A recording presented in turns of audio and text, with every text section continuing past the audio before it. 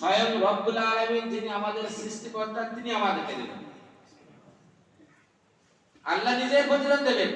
তাহলে সেই রোজা যখন আমাদের সামনে আছে এবং চলছে, আমরা যারা ঈমানদার আমরা প্রত্যেকে রোজা রাখবো ইনশাআল্লাহ। রোজার মাসে যখন রোজা আমাদের সামনে উপস্থিত হয়, আমরা রাসূলের সুন্নতকে সবথেকে বেশি অনুসরণ করব।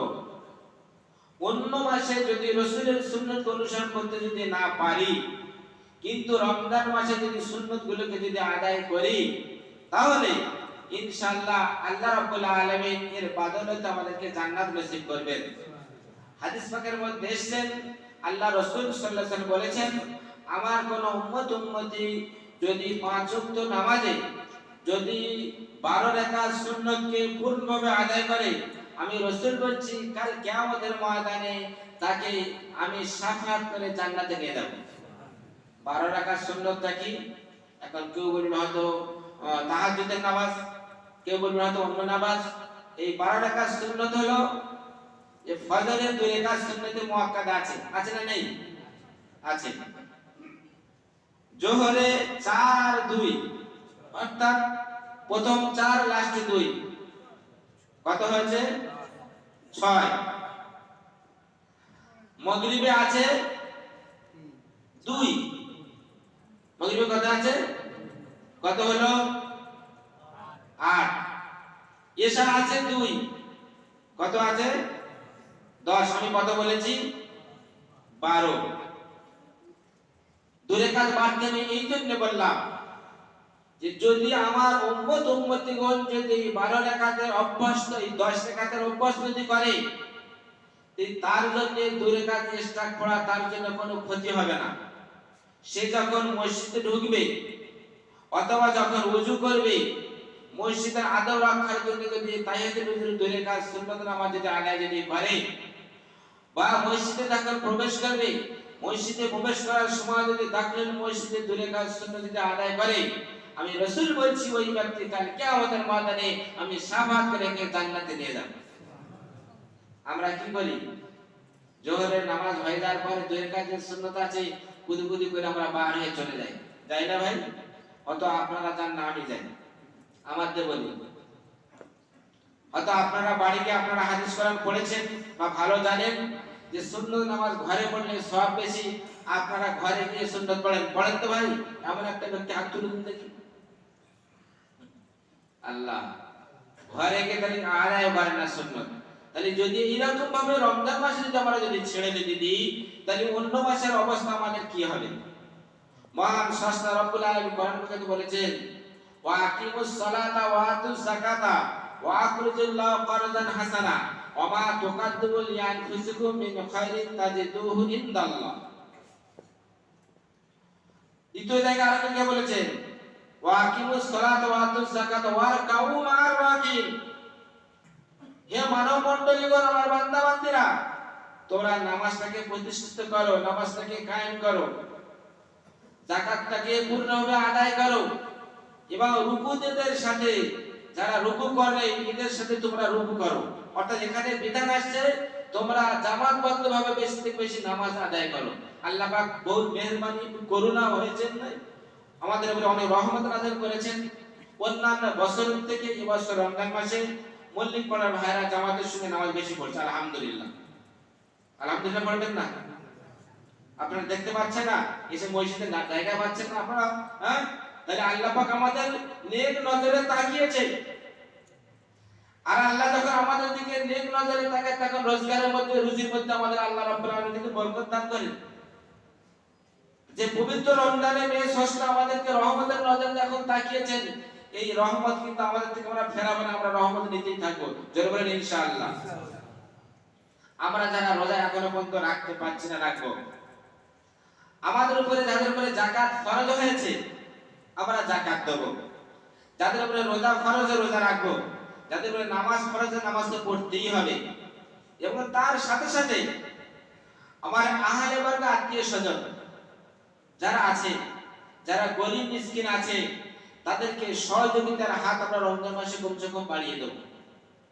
বিশেষ করে রমজানের শেষের 10 দিনে গুরুত্বপূর্ণ সময় বেশি, কিন্তু সেই গুরুত্বপূর্ণ সময়টাকে আমরা অবহেলা অপচয় নষ্ট করে ফেলি।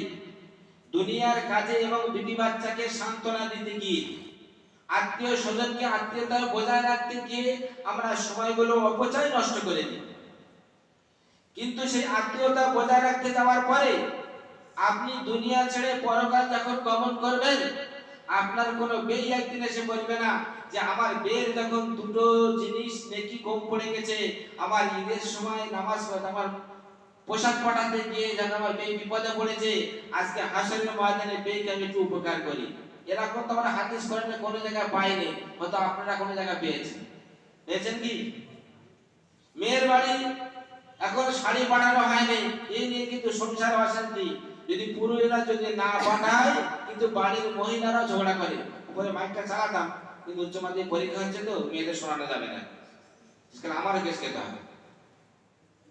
তো ওই জন্য ভাই, পুরুষরা যারা বাড়ি মসজিদে আসছেন, এই মসজিদে এসে যে সমস্ত কথাগুলো শুনবেন, এগুলো বাড়ির মহিলাদেরকে শোনাবেন। আল্লাহ রাসূল সাল্লাল্লাহু আলাইহি ওয়াসাল্লাম বলেছেন, আপনার জন্য রাসূল কি করেছেন? আমরা আবু জেহেল থেকে আর বড় কঠোর, সেটা শোনাবো আপনাদেরকে।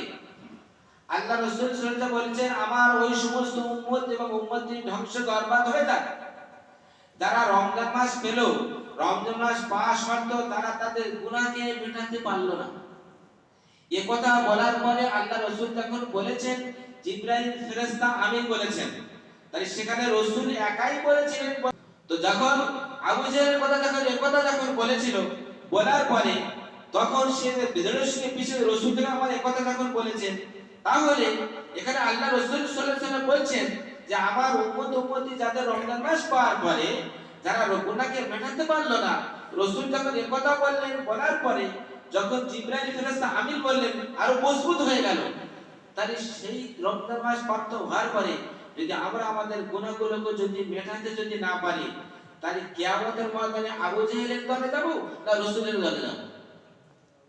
আপনারা বিচার করবেন, আমি বলতে পারবো না, আমি তাদের বিচারক নই।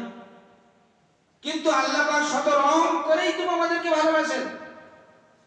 তিনি কত রহমের দ্বারা আমাদের দুনিয়া করে রেখেছেন।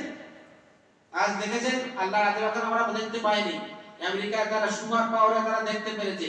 যখন আজগবি আগুন যখন লেগে সব পুড়ে গেল, এবারে ফের বন্যা হলো। ভাই এখন যে ঠান্ডা হাওয়া আসছে, এটা আমেরিকার আবহাওয়া আপনাদের দিকে আসছে, যে বন্যা থেকে 6 কোটির মতো লোক ঘর ছাড়া হয়ে গেছে, 6 লাখের মতো।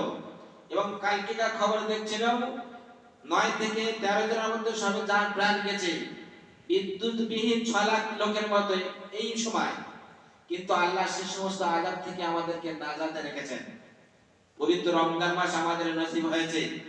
ওই জন্য ভাইদের কাছে অনুরোধ, আমার যে সমস্ত ভাইরা রমজান মাসে রোজা রাখেন, আপনারা আল্লাহ রাসূল বলেছেন ইফতার যখন সামনে রাখার দেখে আমার উম্মতিরা যখন আল্লাহর দরবারে হাত তোলে, ওই হাত কিন্তু খালি ফেরানো হয় না, তার একটা না একটা দোয়া কবুল হবেই। কিন্তু যারা আমরা বাড়ি থেকে ইফতার করি, সাংসারিক ঝামেলায় অনেক কাজ কামের ব্যস্ততার মধ্যে যখন আজানায় ছুটি হয়, একটা খেজুর গালে দিলাম আর নতুবা এক ঢোক পানি খেলাম, হয় না ভাই? আমার বাড়ি গেলে হয়, আপনাদের হয় না, আমার দ্বারা বলে নিয়েছেন। সংসারে একটা দুনিয়াটা আমাদের ক্লাস করে নিয়েছে। যারা মসজিদে আসে, মসজিদে আসার সময় 2-5 মিনিট আগে থেকে দোয়া হয়, ভাই না ভাই? তা আপনাদের মসজিদে হবে হচ্ছে, তুমি বন্ধ করে দেবো। কেন বন্ধ করবো সেটা আমি বলবো। যে আপনাদের মসজিদের পাশে মসজিদে হয়,